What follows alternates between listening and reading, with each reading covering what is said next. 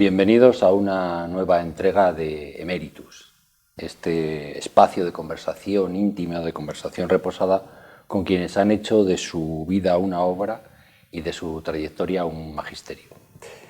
Hoy nos acompaña Jesús Fonseca Escartín, periodista, escritor, hombre de prensa, agencia, radio y televisión, corresponsal en África, en América, en Europa, directivo de medios y además entrevistador de larga y acreditada experiencia. Hablar con él es de algún modo no solo hablar con un periodista, sino hablar con varias generaciones de periodistas en España. Su biografía reúne, yo diría, mundo, oficio y memoria. Desde los primeros pasos en una redacción hasta la dirección y la responsabilidad de dirigir equipos y de dirigir medios, algunos de amplio espectro y además de tirada nacional e internacional. Y contar la actualidad pues desde los puntos de vista de un periodista de raza, de un periodista formado formalmente, pero también en un fondo de cultura, de conocimiento, de inquietud, de curiosidad, de todo lo que hace que los buenos periodistas lo sean. Jesús Fonseca ha conocido el periodismo como trabajo, evidentemente, como vocación y también como compromiso moral y como exigencia ética. Por eso esta conversación que vamos a tener hoy va a recorrer evidentemente su vida personal, pero sobre todo su vida profesional, los lugares, las voces, las coberturas, las decisiones y las convicciones que la han ido formando. Bienvenido, Jesús, muchísimas gracias por estar en Emeritus. Y es un placer para mí, lo sabes, y personal y además y profesional también, ¿no? Muchas gracias a ti, Fernando, muchísimas gracias. Bueno, si te parece, pues como hago siempre, vamos a empezar por el principio, que es una buena manera de empezar. Buena manera de empezar, sí. Bueno, tú naciste en Canfranc, ¿no? En el Pirineo. Yo nací en la estación de Canfranc. En la estación de Canfranc. La misma estación. En la misma estación, en la que no es cualquier cosa. Una estación, además, fronteriza, y lo que a mí se me ocurre que casi es un símbolo, una especie de predestinación para alguien que luego iba a estar toda su vida entre países, entre redacciones, corresponsalías, moviéndose de aquí para allá siempre. ¿De qué manera ese inicio ha ido configurando tu manera de ver el mundo o la configuró ya desde el principio? Pues fíjate, Fernando, que yo estoy de acuerdo con eso que dices. El haber nacido en una estación, nada en la vida es por acaso, como dicen los portugueses, nada es por casualidad. Yo creo que todo tiene un sentido, sucede por algo y además sucede lo que conviene, ¿no?, que decía la santa. Yo nací en la estación de Canfranc porque mi abuelo era ferroviario y tenía en casa allí. Entonces, un día de diciembre, que hacía tanto frío, nevaba tanto, que no pudo llegar el tren en el cual venía el médico que hubiera atendido a mi madre. Con lo cual no hubo ni médico ni nada, o sea, y nací en la estación. Y respondiendo a tu pregunta, alguna vez escribí que yo había nacido en una estación y desde entonces voy de estación en estación en el tren de mi destino. Era muy interesante vivir allí, porque entonces los trenes tenían mucha vida. Además pasaban los trenes que iban a Lourdes, cargados de enfermos, bajaban las camillas de los que habían muerto. Entonces imagínate para un niño de 6, 7 años que bajaba de su casa a la estación, y entonces a los andenes, quiero decir, y el mundo venía a visitarle. Yo veía los vagones de primera, de segunda y de tercera, veía que de los vagones de tercera pues bajaba gente muy humilde, no demasiado bien vestida, de los de primera bajaban señoras con pamelas y muy elegantes que se quedaban a dormir en la fonda de la estación, que siempre me pareció un lugar así como de ensueño. Veía que pasaban los enfermos. Venía la lucha de clases allí a visitar. Tal cual, en vivo, además. En vivo. Entonces, sí, el haber nacido en esa estación fue premonitorio Y yo siempre quería viajar, yo lo que quería era conocer. De hecho, me fascinaba, como la estación se dividía en la parte española y la parte francesa, a mí lo que me gustaba era pasar a la parte francesa, como era muy crío, pues me dejaban pasar, porque en la parte francesa había todo lo que me gustaba. Había unos zumos estupendos, había helados, y en la parte española no había nada. Era la posguerra, era mediados del siglo pasado. Sí, sí, Entonces, en la parte española no había nada realmente, y los franceses tenían de todo. Y además, pues un crío que pasaba les caía simpático y me daban quesos franceses, me acuerdo sobre todo de los zumos de naranja y de manzana. Y de manzana, que eran riquísimos, y de los helados también. Era todo muy agradable. Yo veía que la parte francesa como que hasta olía mejor que la española. Sí, era el contraste entre el haber y el no haber, ¿no? Como en una balance de cuentas, ¿no? El debe y el haber. En un lado estaba el debe y en el otro estaba el haber que había. Exactamente. Bueno, y bueno, dices, eso de alguna manera configuró mi manera ya de pensar el mundo, porque querías viajar, y de alguna manera eso es lo que has hecho, solo que no como un aventurero o como alguien que explora, sino como alguien que explora y a la vez lo cuenta, ¿no? Es decir, como buen periodista. ¿Qué es lo que hace nacer en ti esa vocación o ese interés por contar? ¿Qué es lo que hace un periodista, ¿no? Pues mira, al principio digamos que la vocación es sobre todo de viajar, de salir.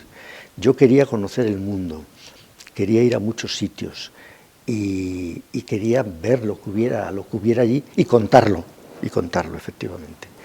Entonces, bueno, pues eso solamente lo podía hacer si era periodista, si era corresponsal, porque entonces el corresponsal era una persona que tenía mucho peso y el que verdaderamente contaba todo lo que sucedía. Y yo quería ser corresponsal. Empecé a trabajar ya como meritorio en la Nueva España de Huesca, que era un periódico muy pequeñito y tal, donde se hacía de todo. Yo a los 17 años hacía editoriales. Hacía editoriales. Imagínate qué editoriales haría. Pero bueno, los hacía. Y de allí ya pasé a otros medios, a Aragón Express, etc. Fui el corresponsal de Aragón Express en Madrid, porque los periódicos de provincias en aquella época tenían corresponsales en Madrid. Claro, lógicamente. Porque Madrid era la capital de España y había muchas cosas que sucedían allí. Era un estado muy centralizado y no existía nada de todo esto que vemos ahora. O sea, claro, sí. Había que estar in situ para poder contar. Exactamente. Bueno, y esto te lleva a Madrid, como bien dices, a la Universidad Complutense, ¿no? Ahí te formas. ¿Y qué te dio la universidad? ¿Qué supuso para ti la universidad en ese momento, ¿no? Que además estudiaste en una época en que no eran las primeras hornadas de periodistas, porque ya había precedentes, pero sí eran de alguna manera las primeras, digamos, las primeras banderas, ¿no? Como dirían en los paracaidistas, ¿no? Las primeras banderas que salían de la universidad. Y esos primeros periodistas que fuisteis abriendo camino después a muchísima otra gente. ¿Cómo fue aquello? Bueno, pues aquello, a ver, yo en realidad compaginé siempre el estudio en la universidad con el trabajo. Desde el primer día que llegué a Madrid enseguida, empecé a trabajar en la agencia Piresa, que era la gran agencia que existía entonces, donde, por cierto, trabajaba. Mi primera redactora jefe era Sol Gallego, que tristemente nos ha dejado no hace tanto, ¿verdad? Y ahí estaba Sol Gallego, ahí estaba Bonifacio de la Cuadra, dirigía la agencia el padre de Juan Luis Cebrián, etc. ¿Y qué me dio la universidad? Pues menos de lo que yo esperaba. Yo iba como creyendo que aquello iba a ser pues un torrente de pensares y de saberes y que nos iban a enseñar muchísimas cosas, pero lo principal yo lo aprendí en la redacción. Yo iba a la universidad Y sí, bueno, pues estaba Martínez Albertos y todos estos grandes popes de aquella época. Y bueno, te enseñaban teoría, pero donde verdaderamente aprendí lo que es el oficio fue en la redacción de la agencia Piresa y del diario Arriba, a la que también a veces pues hacíamos suplencias y trabajábamos allí. Hay que decir que en aquel momento pues es que realmente no había mucho más, no había otra cosa, o trabajabas allí o estabas perdido. La universidad, no obstante, lo que sí me dio fue cosas que un poco ajenas a la universidad, pero por ejemplo, políticamente, bueno, pues yo me di cuenta a pocos meses de estar allí, me di cuenta que ahí quien verdaderamente mandaba era el Partido Comunista. Y cierto. Que los otros partidos es que no existían. No encontrabas un socialista. Yo ni sabías que era eso de un socialista. En cambio, los comunistas estaban en todas partes, tenían sus células, siempre hacían reuniones. Yo tenía la sensación de que mandaban mucho, y los vi actuar, vi cómo actuaban, vi las cosas que hacían. Eso me enseñó una buena clase de política que me vino muy bien para luego, y además era muy interesante ver cómo se movían y cómo conseguían, en fin, lo que querían. Muy profesionales, además, muy profesionalizados. Sí, políticamente. Políticamente los más profesionalizados. Los más profesionalizados, sin lugar a dudas. Eran ellos, sí, eran ellos. Y los demás estaban allí simbólicamente, se suponía que estaban. Pero realmente los profesionales eran ellos. ¿Y qué percibes tú del periodismo de entonces que hoy se haya perdido, por ejemplo? O, bueno, si es que se ha perdido algo, a lo mejor no se ha perdido, también se habrá ganado, evidentemente, ¿no? Pero ¿cómo ves tú aquel periodismo de entonces, de cuando tú empezaste, a, por ejemplo, el periodismo que vemos ahora, que hay mucho periodismo y de muchas clases, ¿no? No sé si todas entran dentro de la categoría de periodismo, pero bueno. Bueno, es un periodismo completamente distinto, porque el periodismo que hay ahora es un periodismo sobre todo de espectáculo. En el periodismo trabajan muchísimas personas que no son periodistas, que bueno, pues están allí. Ahora tenemos hasta activistas, que es una cosa... No sé dónde te dan la carrera de activista o el carnet de activista, pero bueno, ahora lo veo. Vamos, yo digo, no suelo ver mucho ese tipo de programas, pero veo de repente activista, digo, pero bueno, ¿activista de qué? O sea, activista de político, activista de sociedad, activista de... ¿Y qué es exactamente un activista? No lo sé, bueno, perdona que te... No, sí, tienes razón. ¿No? A ver, lo hemos convertido todo en un espectáculo. Entonces no era todo un espectáculo, ni muchísimo menos. El espectáculo era espectáculo, el cabaret era cabaret. Sí, claro, eso es espectáculo. Y ahora no, ahora es que todo es espectáculo, o si no te ponen un trampantojo allí y te trasladan a una situación que no tiene nada que ver con lo que se está contando. Es un periodismo, aquel periodismo era más serio, me parece a mí, era más serio, era más de contar las cosas, de contar los hechos. Por ejemplo, una cosa que a mí me enseñaron, que aprendí en la universidad y que me ha servido mucho a lo largo de los años, es a no dar nunca una noticia sin contrastarla con 3 fuentes. Por ejemplo, no dar una noticia jamás si no estás completamente seguro. El tener cuidado a la hora de dar una noticia, el daño que puedas causar, y evitarlo en la medida de lo posible, porque esa es otra cosa también que hay que tener en cuenta. Era un periodismo, como te digo, a mí me parece que más serio. Cualquiera, no cualquiera, además la gente que no era periodista lo respetaba como un oficio para el que había que prepararse, para el que había que tener un conocimiento y como ellos no lo tenían, pues pasaban de ello. Era distinto a lo que se hace ahora. Ahora, Fernando, el mundo y España, en fin, no voy a decir de manera especial, pero bueno, España, pues que quizás sí muy particularmente, estamos viviendo una etapa de descendimientos. Todo es bajar, todo es igualar por abajo. Era lo contrario de lo que se hacía entonces, que era igualar por arriba. Y esto era así. El mérito como listón. Como listón y el reconocer el talento allá donde se encontrara, porque los catedráticos y la gente del mundo de la escritura y del periodismo y de la universidad, pues era gente en general comprometida y muy preparada.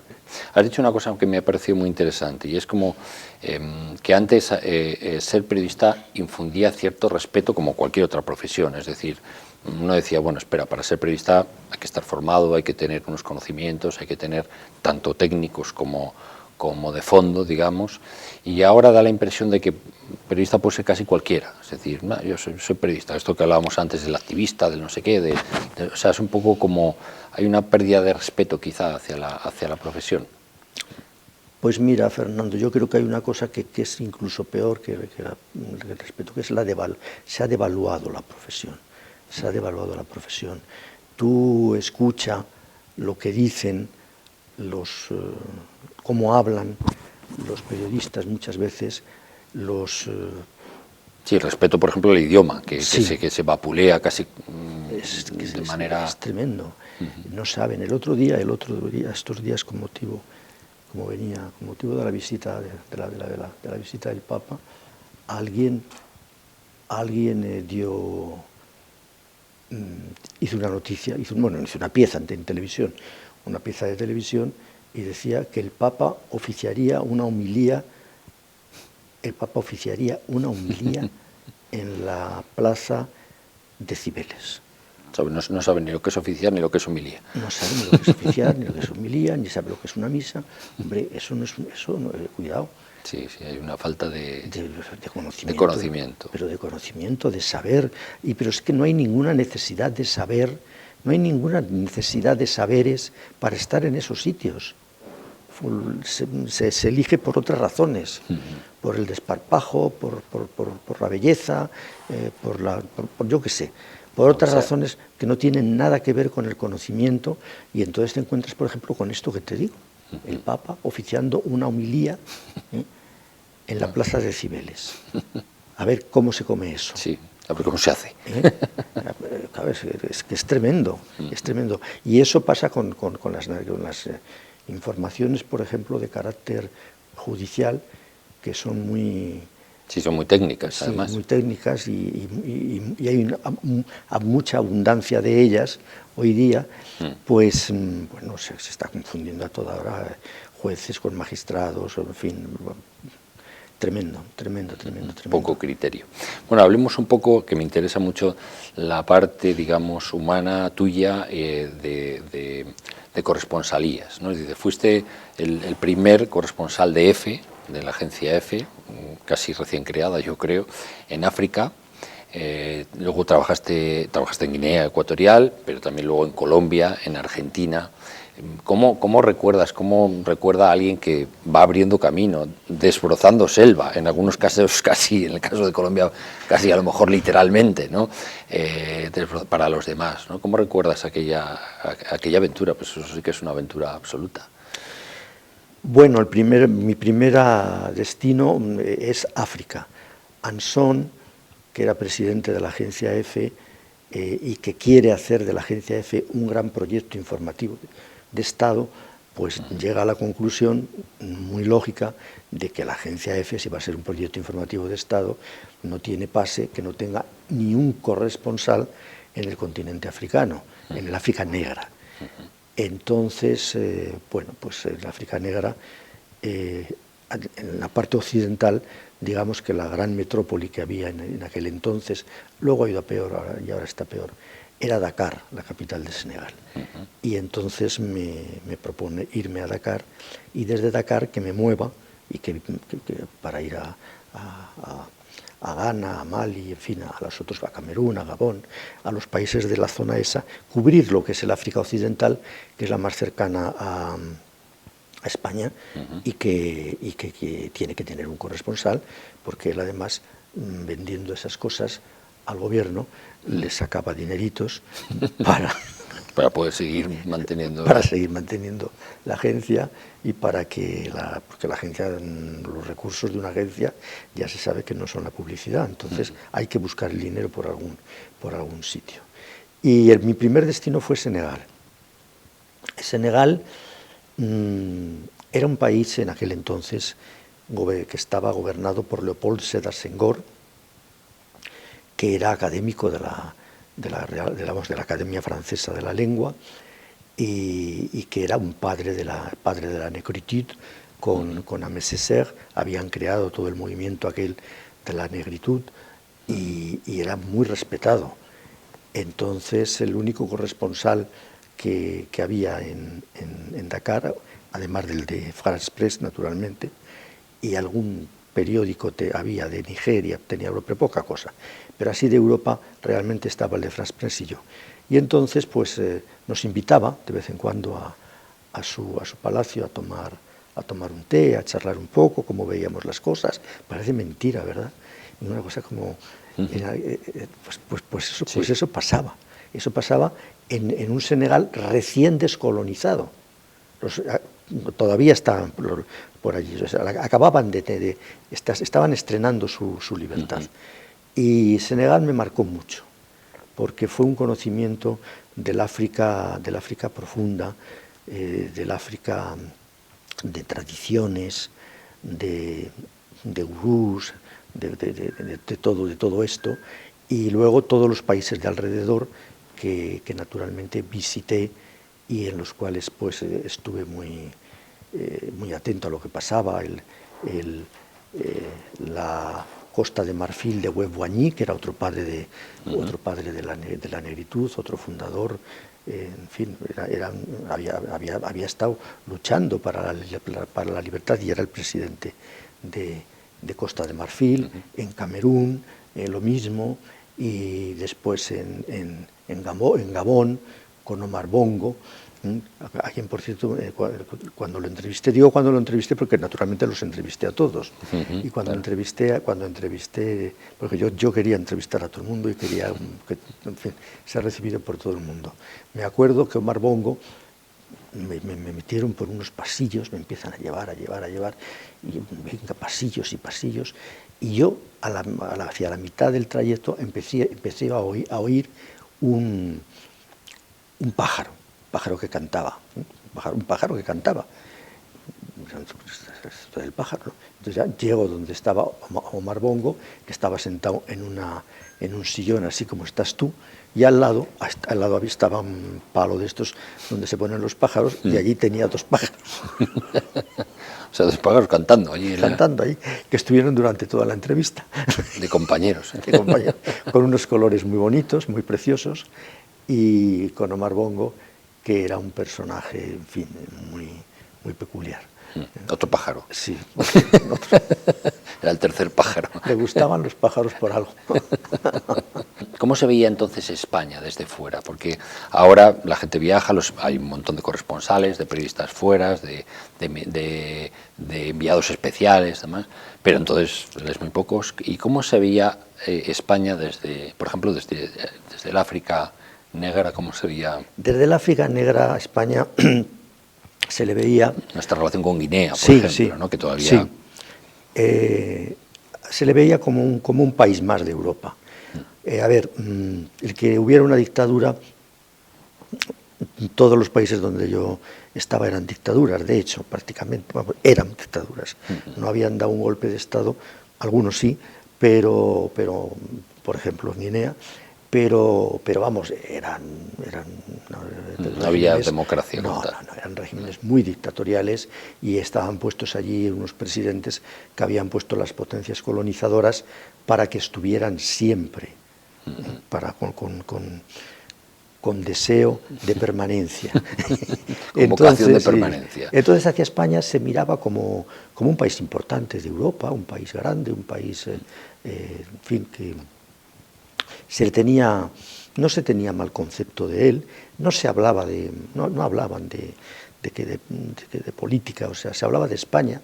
España despertaba simpatías como país, porque siempre las ha despertado, por su gente, por todo, pues, por nuestra literatura, por nuestra cultura, por nuestros cantantes, por montones de cosas que eclipsaban con lo otro. Además, había habido una guerra y entonces la gente, eso en África lo entendían muy bien, había habido una guerra, la había ganado uno y nada, pues el que gana, ellos veían normal que fuera el que estuviera allí cortando el bacalao, ¿no?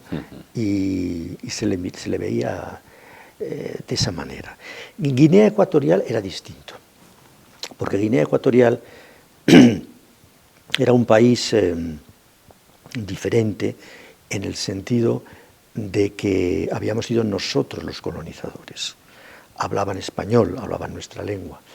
Entonces, a mí me llamó Luis María Ansón un día a Dakar y me dice: Jesús, te tienes que trasladar inmediatamente a Camerún y estar allí preparado, esperando a que te avisemos, porque vamos a dar un golpe de Estado en Guinea Ecuatorial. Vamos a dar. Luis María Ansón es un hombre que es fantástico, en fin. Tenía esas salidas, esas cosas así divertidas. España va a dar un golpe, pues vamos a dar un golpe. Vamos a dar un golpe, y tú te vas a Douala, que es la ciudad que está más cerca, y así podrás entrar con el primer avión que entre, con un avión de estos de militar, imagino. ¿Cómo? Militar, sí, de carga, vaya, sí. de carga. Y entras con ellos y bueno, no te preocupes, porque en fin, va a ser todo muy rápido y seréis los primeros en entrar. Y así fue. Entramos, vamos, hasta la cocina. Hasta la cocina. Y luego está la experiencia hispanoamericana, ¿no? De que es otra experiencia diferente, porque ahí ya es la misma cultura, la misma lengua, la misma religión también. Es decir, tenemos muchos aspectos comunes y muchas concomitancias con nuestros hermanos hispanoamericanos, ¿no? Y cómo es Colombia, como es Argentina, no sé si era la Argentina de Perón, no sé si era posterior, ¿no? Bueno, ya era posterior, justo después de Perón, ¿no? Sí, era la Argentina de los juicios militares. De los juicios militares, claro. Acababa de caer la dictadura. ¿Y cómo es aquella experiencia hispanoamericana? ¿Qué recuerdas de aquello? Bueno, yo escribí un librito que se titulaba Iberoamericano, mi corazón se llama, porque estoy con eso que decía Federico García Lorca, que había que viajar a Iberoamérica y no digamos vivir allí, para entender la responsabilidad de hablar en español y para entender también la responsabilidad, él decía, de hablar y de ser español, ¿no? Porque a él le causó un gran impacto la América hispana. Y a mí me pasó una cosa por el estilo. Era un mundo que parecía increíble, en el que te trataban con muchísimo cariño y respeto porque eras español, porque ellos hablaban de España, allí se hablaba de España como de la madre patria. Todo el mundo hablaba de la madre patria. Había una cosa que se llamaba el Instituto de Cultura Hispánica, donde se formaron los principales líderes de la mayor parte de esos países. Ahora se forman en Estados Unidos, en Inglaterra, en otros sitios, ¿no? Pero entonces se formaban en el Instituto de Cultura Hispánica. Y la experiencia mía fue muy, muy enriquecedora y de una, no sé, calidad en todo, maravillosa, de sorpresa en sorpresa.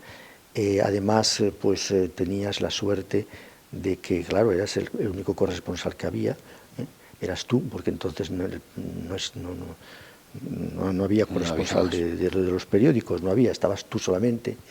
Y claro, pues ibas a casa de Borges y al cabo de cierto tiempo pues entrabas allí como uno más y paseabas con él en su coche, mientras te recitaba alguna milonga, como yo le decía, maestro, recíteme esa milonga que tanto me gusta. Decía, ay, Fonseca, Fonseca, pero si esa milonga es una milonga decadente. Yo decía, pues a mí me encanta, por favor, recítemela. Bueno, vamos a darle gusto a Fonseca.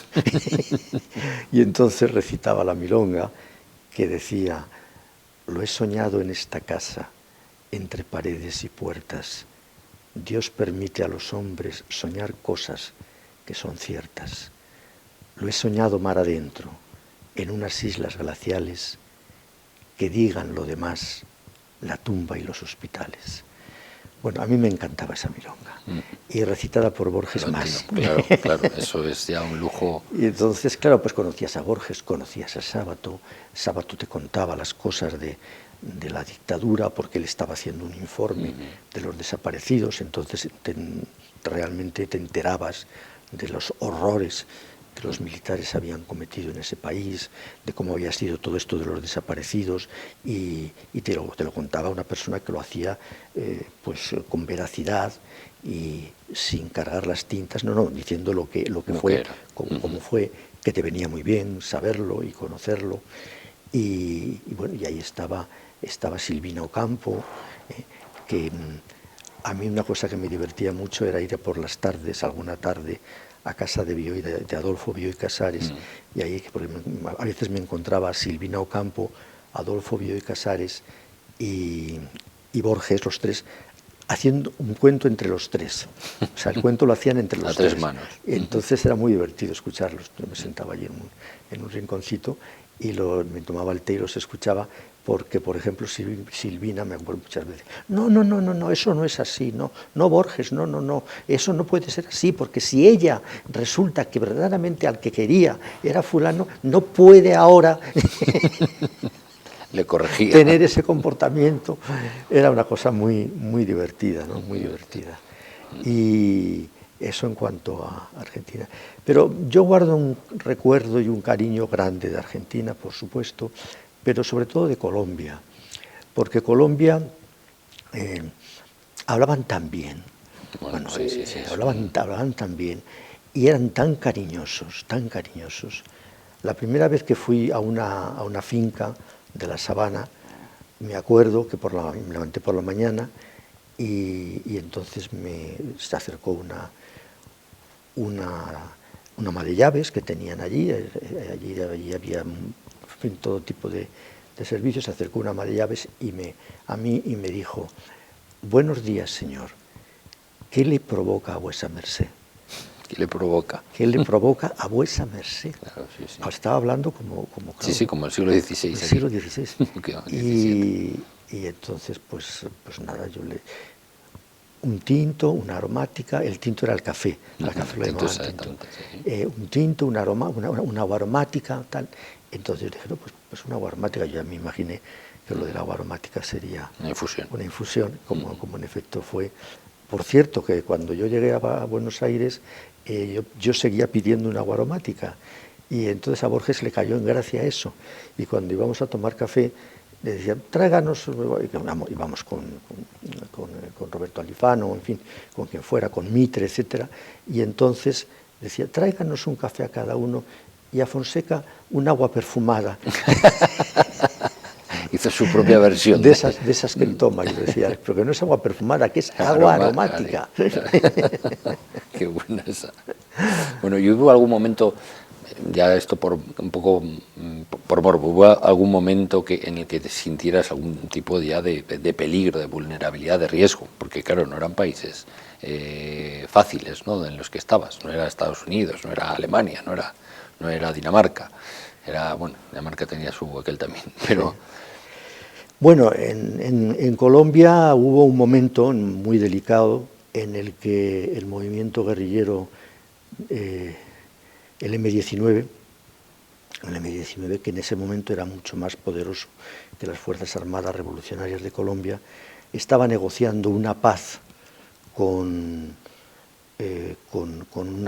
negociando la paz con el gobierno de Colombia, pero había una parte del M-19 que no estaba de acuerdo con esas negociaciones, que se llevaban a cabo en España y con la mediación de Felipe González.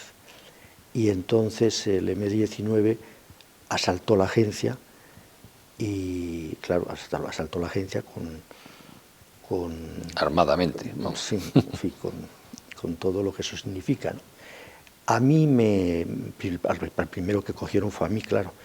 Me pusieron en una esquina contra la pared con dos armas de estas que no sé si eran metralletas o qué serían, porque la verdad es que soy muy malo para distinguir esas cosas. Yo soy pacifista. Entonces, pero vamos, tenían un buen cañón porque yo lo sentía en las costillas. Y querían, a través de desde EFE, mandar un mensaje a Felipe González, a España, poniendo una serie de condiciones sin las cuales no sería posible la paz, y tenían que contestar inmediatamente porque si no me secuestraban a mí. Bueno,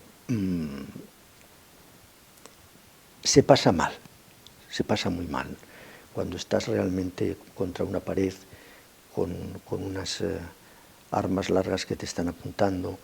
Ellos pintaron, por cierto, que pintaron todas las paredes con máximas con consignas. Sí, consignas del M-19, y yo tenía dos cuadros de los reyes, del rey y de la reina, allí en la delegación, del rey Juan Carlos y de la reina Sofía, quiero decir, claro. Y entonces fueron a pintar los dos cuadros, y yo, que lo vi, que me habían dado la vuelta ya, y entonces estaba mirando de frente, tenía las armas apuntándome por delante. Yo que veo que van a pintar los cuadros, digo, no, los reyes no, por favor. Los reyes no. Cosa misteriosísima, se me quedó mirando el que estaba haciendo lo que era un guerrillero, me miró, yo iba tapado, o sea, que yo le vi los ojos nada más, y me miró y pasó, y pintó al lado. Yo tengo las fotos donde se ve que está todo pintarrajeado de consignas, como muy bien decías, y están los reyes que se han salvado del asalto y de las horas posteriores, porque aquello, pues, en fin, duró un poquito. Y lo peor era que no saber si finalmente se me iban a llevar, ¿no? Porque eso... Sí, la incertidumbre. La incertidumbre, y la incertidumbre también del fuego cruzado, de que llegara el ejército. Si llegaba el ejército, claro, el rehén iba a ser yo, porque era el único español que había allí. Los otros eran colombianos, los redactores eran colombianos. Entonces, había 4 personas y eran colombianos. Pues yo iba a ser el rehén. La pieza de valor eras. Sí, claro. Eras tú. Y bueno, Felipe González se portó muy bien y intervino, en fin, en las negociaciones, y hizo todo lo posible para que salieran de allí inmediatamente y para que yo no corriera ningún peligro. Me llamó luego, yo le di las gracias, y el gobierno de Felipe González fue, bueno, lo daba el rey, pero a propuesta del gobierno me dieron la encomienda del mérito civil, que yo agradecí muchísimo, y en fin. Y cuando acabó todo, pues lo típico, la típica rueda de prensa de los periodistas preguntando, ¿y qué va a hacer usted? ¿Se va a ir de Colombia? Y dije, no, me voy a quedar en Colombia.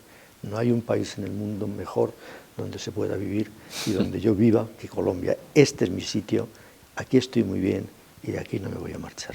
O sea, que no... Y efectivamente estuve, con lo cual todavía me querían más los colombianos. No lograron amedrentarte. No, me querían más los colombianos, me querían tanto, que cuando me marché ya, después de varios años, estuve 5 años en Colombia, casi 6, cuando me marché, el presidente Belisario Betancur me me dio la nacionalidad colombiana, que ellos son muy estrictos con su nacionalidad, no la dan a cualquiera. Y entonces se dio, vamos, me dio la nacionalidad. Como reconocimiento. Sí, sí, sí.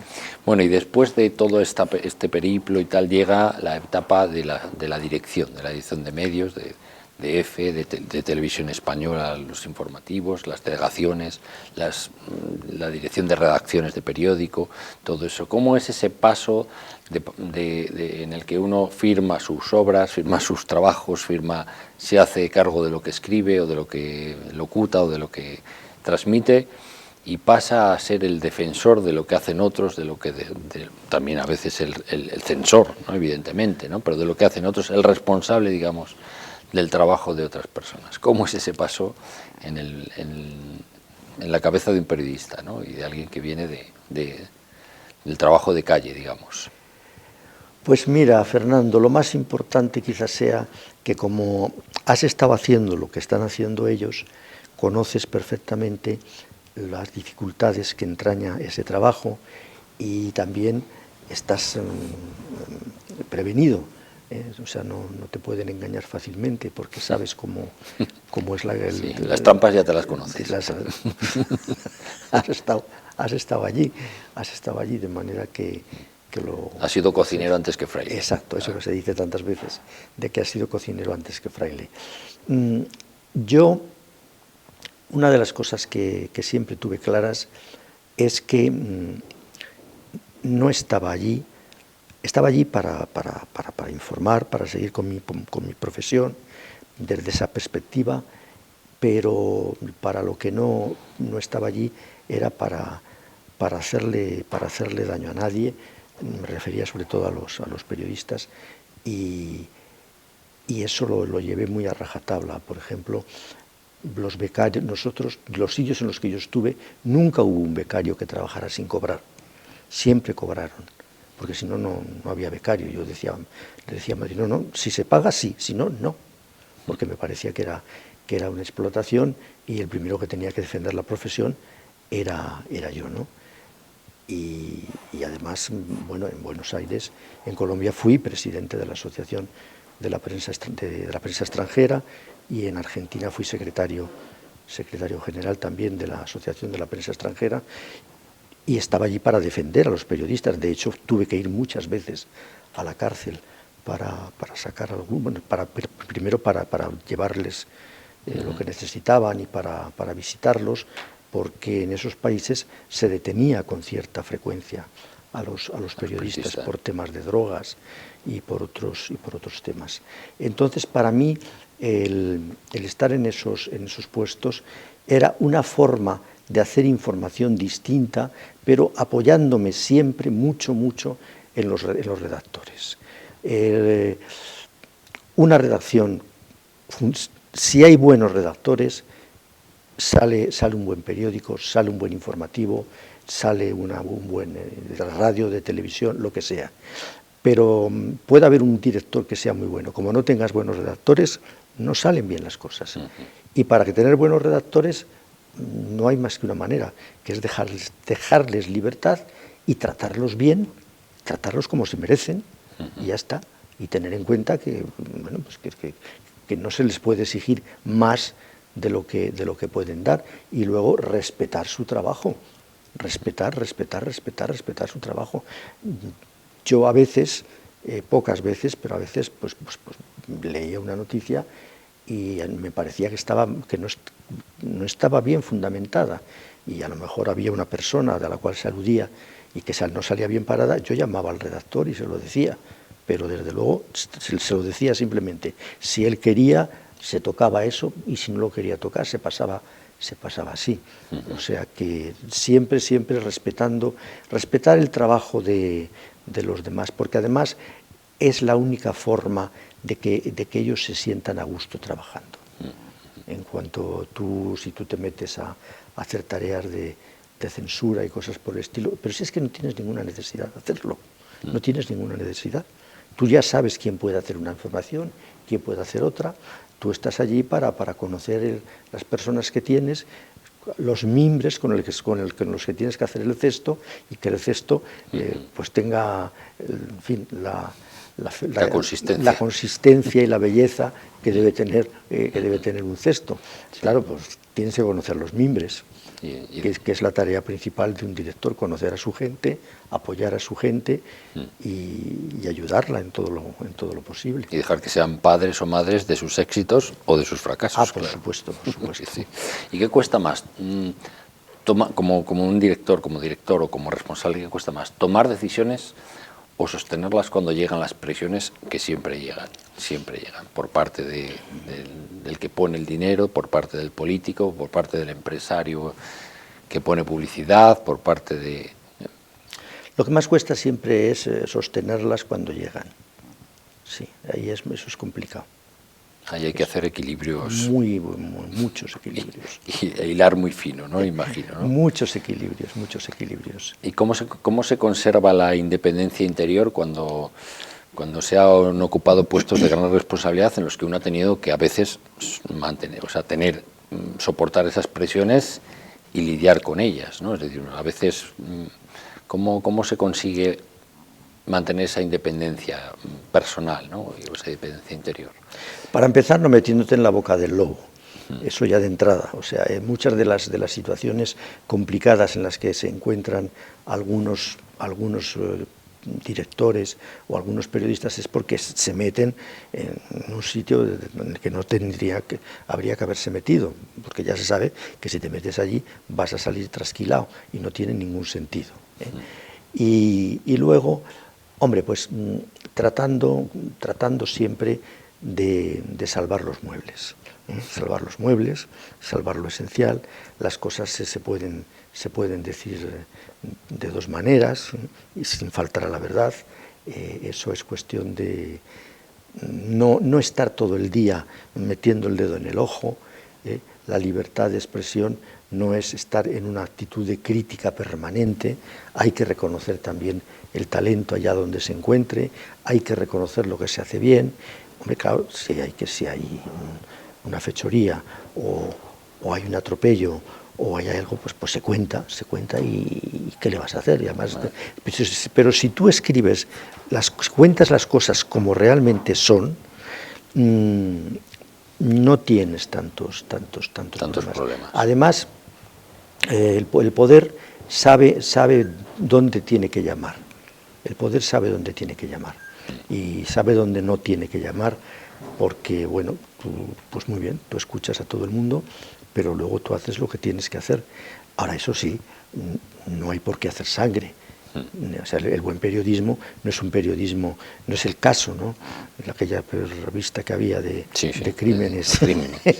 Durante la época de la dictadura había un periódico que se llamaba El Caso, y era increíble la cantidad de crímenes que se cometían, y todos eran de una crueldad espantosa. Bueno, pues el buen periodismo no es estar todo el día pues eso, dando puñaladas y contando, poniéndose siempre en lo peor y criticando, porque allí lo que estás haciendo no es ser un periodista, sino un activista, y eso es lo que no tienes que ser, un activista, es que es una cosa distinta completamente. El periodismo, para ejercer el periodismo, lo que siempre ya tantas veces hemos oído, pero no está de más repetirlo, hay que, lo primero, ser buena persona, y eso sí es fundamental. Porque las malas personas en el periodismo es un arma tan poderosa que se ponen enseguida a dar golpes, y a veces los dan donde no los tienen que dar. Y pueden hacer mucho daño. Sí.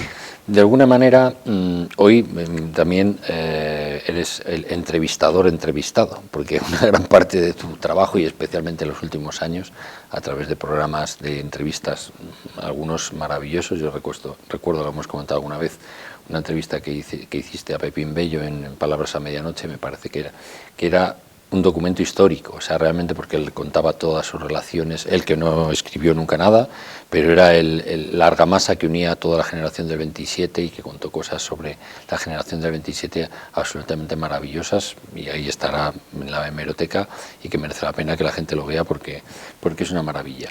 Entonces, tú has entrevistado a muchas personas, como digo, has conducido durante años programas de entrevistas. Dame un consejo para hacer buenas entrevistas. Dame cómo se hace una buena entrevista. ¿Cómo se hace una buena entrevista? Pues dejando hablar al entrevistado y siendo consciente de que tú en una entrevista no eres más que lo que eres, un busto parlante, y que tú no eres el personaje, que el personaje es el otro, y dejar que sea, dejar que se luzca y sobre todo respetarlo y dejarle hablar, dejarle hablar. Cuando en una entrevista el entrevistador escucha y como tú escuchas y deja hablar, pues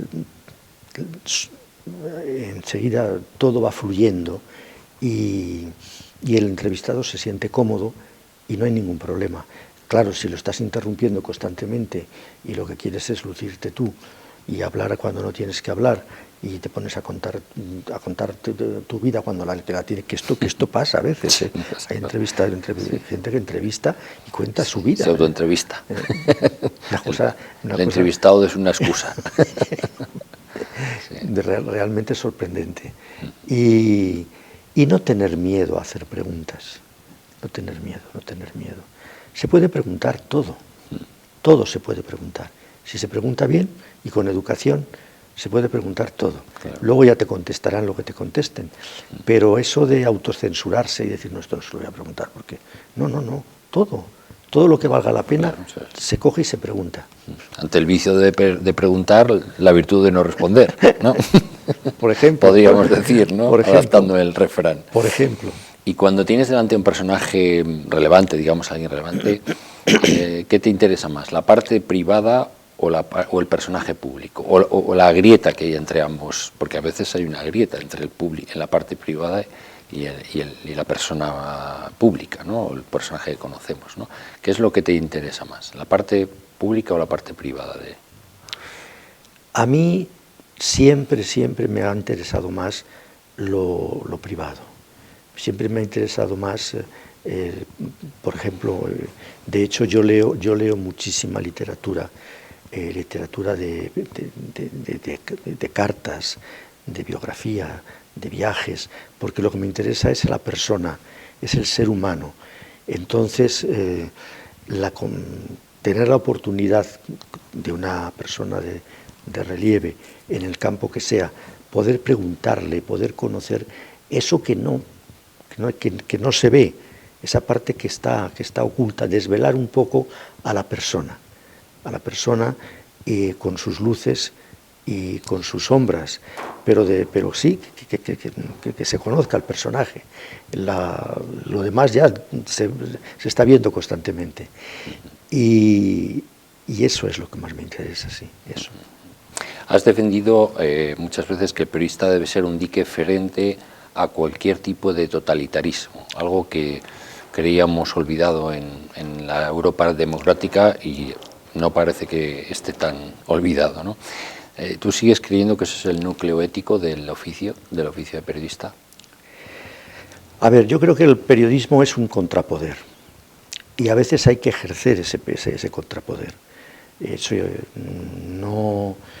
no siempre, pero llegan momentos en los que el periodista, a la hora de reconocer el mérito, a la hora de denunciar el abuso, se está convirtiendo en un referente y está actuando como contrapoder. Y está muy bien que lo haga. ¿Cuándo?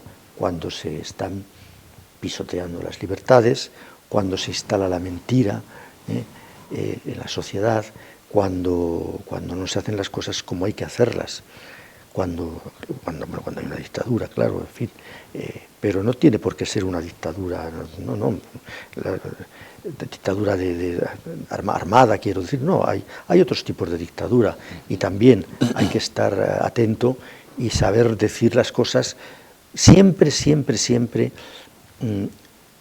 ya lo sabemos, y tú lo sabes, cuando haces una entrevista, siempre hay algo que esa persona no quiere decir. Y tú lo sabes. Pues entonces tratar de que lo diga. Tratar de que lo diga. Buscar siempre que diga aquello que está ocultando. Eso es fundamental. Y luego, que las cosas realmente se digan las cosas como son, no como interesa que sean. Porque ahora mismo, por ejemplo, estamos en un tipo de periodismo en el que, como todo el mundo tiene jefes de prensa, tiene gabinetes de prensa y todas estas cosas, y hay tanta gente detrás que antes no la había. Ahora sí la hay, me parece muy bien que la haya, pero claro, las versiones que salen de allí muchas veces no son la de lo que está sucediendo, ni sino lo que conviene que suceda, que es distinto. El periodista no está para decir lo que interesa o lo que conviene, está para decir lo que es como es, nada más. Sí, para ser fedatario de la realidad, sin más, ¿no? ¿Qué te preocupa más hoy, sobre todo en la profesión y en el mundo periodístico? ¿La precariedad profesional, la polarización ideológica, que hay mucha hoy en día, o la velocidad con la que las redes sociales, sobre todo, están, digamos, cambiando, ¿no? el mundo? Cambiando el mundo y cambiando el mundo del periodismo, ¿no? También. ¿Qué es lo que crees que es más preocupante? ¿O todo es preocupante en este caso? Sí, todo es preocupante, pero a mí me preocupa sobre todo la polarización y la invasión de las redes, porque las redes son muy cabras locas y sobre todo en muchos casos son el antiperiodismo, porque lanzan noticias, lanzan bulos, mienten, lanzan noticias, dicen medias verdades, que es una de las formas peores que hay de mentir, y esas medias verdades pasan luego a los medios de comunicación sin haber sido bien filtradas y sin haber sido bien contrastadas. Y a mí esa invasión de las redes, cuidado, que yo creo que son importantes y que verdaderamente las redes cubren un papel y son muy necesarias. Yo no tengo nada en contra de las redes en ese sentido, pero sí lo tengo en lo que se refiere a la invasión. Además, las redes no pueden sustituir al periodismo, ni al periodista, por esto, porque el periodista es esa persona, es ese profesional que tiene capacidad de discernimiento y que está preparado para no caer en ningún tipo de ideología ni de defensas de ideologías y contar las cosas como son y decir la verdad. Y eso las redes no siempre lo entienden y muchas veces, como digo, son invasivas. Y me preocupa pues el que ya se dé por hecho, por ejemplo, en una tertulia, que determinados periodistas van a defender una idea, una ideología, y luego hay otros al lado que van a defender otra. A mí eso es extraño, sí. Me chirría muchísimo. Yo creo que eso no es así. Te encuentras a veces con algún periodista que intenta ser imparcial. No sé, Lucía Méndez, por ejemplo, que intenta, ¿verdad?, tal y cual, y trata de... Pero ya la colocan en un sitio y ya tiene que coger, sí, tú tienes que coger y ceñirte y circunscribirte al área, digamos, en la que te han asignado. ¿Pero qué es esto? ¿Dónde está la libertad? ¿Dónde está la libertad? ¿Qué le dirías a un chaval joven que quiera dedicarse hoy a la profesión de periodista sin renunciar a la libertad? Pues lo primero que haría sería darle un abrazo y decirle que... Desearle suerte. Y decirle que ha elegido la mejor profesión del mundo, que va a trabajar en un oficio que le va a permitir realizarse como persona y que además tiene todos los ingredientes para ser útil a la sociedad, para hacer sociedad, por ejemplo, el periodista puede hacer mucho para que haya sociedad civil, que es tan importante, para que todo no sea política, y para todo eso hacen falta buenos periodistas. Pues yo lo animaría a ser ese tipo de periodista y le diría que no haga ni caso a los que le digan que esa profesión no tiene nada que hacer. No, es mentira. Que hay mucho que hacer, lo que pasa es que hay que ser buen periodista y que si es libre y es un buen periodista, él no va a encontrar otra profesión más noble y más buena que esta. ¿Cómo ha sido tu relación con...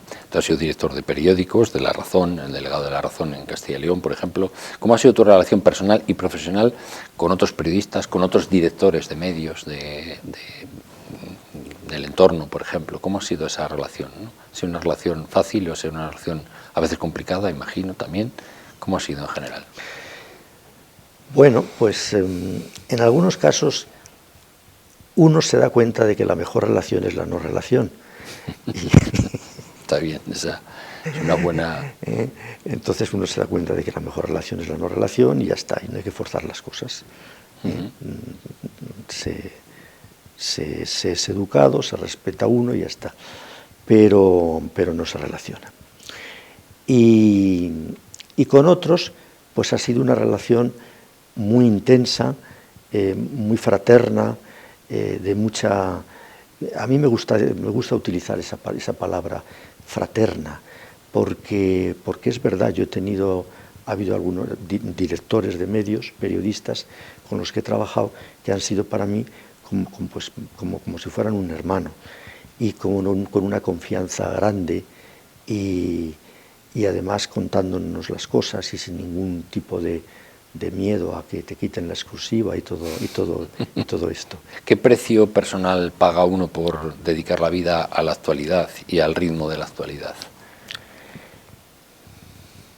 Bueno, pues para empezar se paga un precio si estás casado y tienes hijos, pues tu mujer y tus hijos pagan un precio y tienes que tener mucho cuidado, porque si no logras compaginar bien todo eso, puedes ser un padre ausente, por ejemplo, y eso con el paso del tiempo, el ser un padre ausente pasa factura, y el ser un padre ausente te puede hacer llorar algún día. Entonces hay que intentar por todos los medios darse cuenta de que la profesión es muy importante, pero no lo es todo. Hoy día me parece que lo tienen muy claro la mayor parte de los profesionales y lo cuidan. Pero en mi época, por ejemplo, cuando yo empezaba, lo más importante era el trabajo y era la profesión, mucho más que la familia. Y el dedicarse al trabajo, y no había ningún tiempo era suficiente, y todo le tenías que dedicar, todo, entregarte en alma, vida y corazón. Y el precio pues es ese. Y también lo pagan los amigos, la amistad que es el plato fuerte de la vida, lo importante que es la amistad. Entonces, claro, el que no puedas estar con tus amigos, o el que tengas que decirles muchas veces que no, porque estás dedicándote a un oficio exigente como es este, bueno, pues hay que saber buscar ese punto intermedio, que lo hay, equilibrio. Y ese equilibrio para ejercer tu oficio con dignidad y con dedicación, pero sin que tampoco te absorbas, sin que sea invasivo, y te quite y no te deje vivir. Porque si para ser buen periodista tienes que entregarle la vida y tienes que entregarle todo, pues hombre, no hay nada que justifique el entregar todos los afectos y el que no puedas tener tus amigos y que puedas estar con ellos, todo esto, y con tu familia. Y cuando miras atrás, Jesús, ¿te reconoces más en el corresponsal, en el director, en el entrevistador o en el poeta? Que de esa parte no hemos hablado mucho, pero es muy importante. No, en el poeta no me reconozco. Porque yo, a ver, el ser poeta no añade nada a mi verdad. O sea, mi verdad es la que es y ya está. Entonces, me reconozco sobre todo por cómo lo he disfrutado y por cómo lo he vivido en el corresponsal. porque a mí me tocó una etapa en la que el corresponsal era alguien muy importante. Era el ser corresponsal en Bruselas, por ejemplo, como lo he sido yo, de un diario nacional como el ABC y de televisión española, pues, a ver, el corresponsal en Bruselas, pues... tiene mucha responsabilidad. O corresponsabilidad. O haber sido corresponsal también, por ejemplo, de ABC en Lisboa, que era el único periodista español que había en Lisboa, con lo cual, encima, pues eso, te invitaban a todas partes y tenías la suerte de que podías ir a casa de Amalia y estar allí con sus amigos hasta las 3 de la mañana escuchando a Amalia cantando fados, ¿no? Claro. Nenas paredes confeso. Era una cosa de estos privilegios. Un lujo. Sí, increíble, increíble. El ser corresponsal ahora es, no sé, no está tan considerado. Hubo un momento en el que los corresponsales, en fin, teníamos una especie de poder, no tanto porque lo buscáramos nosotros como porque lo buscaban los demás. Y te buscaban, y además a ti te gustaba, claro, te alegrabas de poder estar con determinada gente. Yo me acuerdo en Lisboa, por ejemplo, que el redactor jefe de Diario de Noticias era José Saramago, que no le habían dado el premio Nobel, claro, y era mi amigo. Y íbamos a comer juntos, estábamos juntos, salíamos juntos, y de pronto, bueno, un día pues le dan el premio Nobel, ¿no? Esas cosas que tiene la vida, ¿no? Sí. Bueno, y por último, si hubiera que dejar una sola definición, ¿cómo te gustaría que quedara escrito Jesús Fonseca en la memoria de los demás? ¿Qué palabra crees que te definiría en la memoria de los demás? Me gustaría haber sido que no es fácil, y lo intento, pero no siempre lo logro, haber sido compasivo. Yo creo que nuestro mundo necesita mucho de la compasión. La compasión, que no es una cosa que se dice a veces como una palabra despectiva, me compadezco. No. Nuestro mundo necesita compadecer. Hay que compadecerse con lo que eso significa, ¿no? Sentido cristiano. Sí, de sufrir con. Sufrir con, eso es lo que es. Eso es. Sufrir con el otro. Estar con el otro. Eso es lo que me. No haber cometido atropellos, que son muy fáciles de cometer en esta profesión, y que te recuerden, que tengan de ti un buen recuerdo, que tu nombre no despierte, en fin, mala onda, ¿no? Sino que sea siempre una buena onda, porque has sido, como te decía, sobre todo, por encima de todo, una persona compasiva, que ha comprendido, que se ha puesto en la piel del otro, que ha sido capaz de entender, y eso no es fácil, pero es importantísimo, Bueno, en el buen sentido de la palabra, que hubiera dicho Machado, ¿no? Don Antonio Machado, en el buen sentido de sí, eso bueno, es. Pues hoy hemos tenido la suerte de charlar un ratito con uno de los grandes periodistas de nuestro tiempo, alguien que ha abierto puertas nuevas, como hemos podido comprobar, alguien que se ha conducido siempre con una rectitud ética y ontológica acorde con lo que cualquier periodista debería tatuarse en la piel el día en el que entra a estudiar el grado de periodismo en una universidad, alguien que ha sabido preguntar, pero que también ha sabido, como hemos visto, también responder y contestar. Alguien a quien muchos de sus amigos llamamos, y me incluyo entre ellos, maestro, porque eso es Jesús Fonseca Escartín, un maestro de la vida, del periodismo y de la palabra.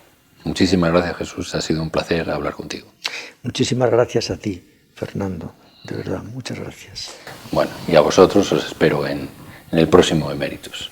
Ha sido un placer. Hasta pronto.